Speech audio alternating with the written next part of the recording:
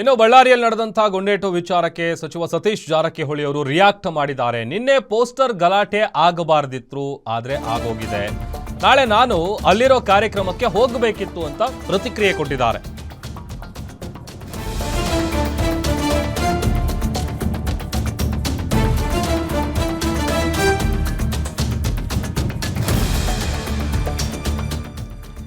ಸಚಿವ ಸತೀಶ್ ಜಾರಕಿಹೊಳಿ ಅವರು ಬಳ್ಳಾರಿಯಲ್ಲಿ ನಡೆದಂತಹ ಗುಂಡೇಟು ವಿಚಾರಕ್ಕೆ ಸಂಬಂಧಪಟ್ಟಂತೆ ರಿಯಾಕ್ಟ್ ಮಾಡಿದ್ದಾರೆ. ನಿನ್ನೆ ಪೋಸ್ಟರ್ ಗಲಾಟೆ ಆಗಬಾರದಿತ್ತು, ಬಟ್ ಆದರೆ ಆಗಿದೆ.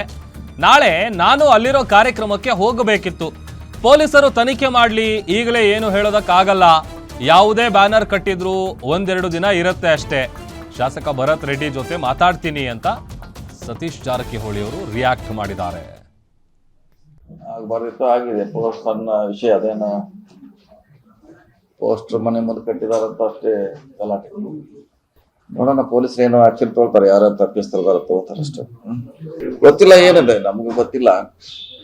ಈ ನಾವು ಪೇಪರ್ನಲ್ಲಿ ನೋಡಿದ್ದು ಜನಾರ್ದನ್ ರೆಡ್ಡಿ ಅವ್ರ ಮನೆ ಮುಂದೆ ಪೋಸ್ಟರ್ ಕಟ್ಟಲಿಕ್ಕೆ ಅವರು ತೆರವುಗೊಳಿಸ್ಬೇಕಂತ, ಅವರು ಇವ್ರು ಕಟ್ಟಬೇಕಂತ ಇವರು ಅಷ್ಟೇ.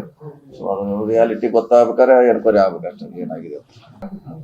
ನಮ್ಮ ಕಾಂಗ್ರೆಸ್ ಕಾರ್ಯಕರ್ತರ ಅವಾಗಿ ತನಿಖೆ ಆಗ್ಬೇಕು, ಯಾರು ಮಾಡಿದಾರೆ ಹೆಂಗಾಗಿದೆ ಅಂತ ತನಿಖೆ ಆಗ್ಬೇಕಷ್ಟೇ. ನೋಡ್ರ, ಪೊಲೀಸ್ ತನಿಖೆ ಆಗಲಿ, ಆದ್ಮೇಲೆ ಗೊತ್ತಾಗಲ್ಲ ಯಾರು ಏನಂತ.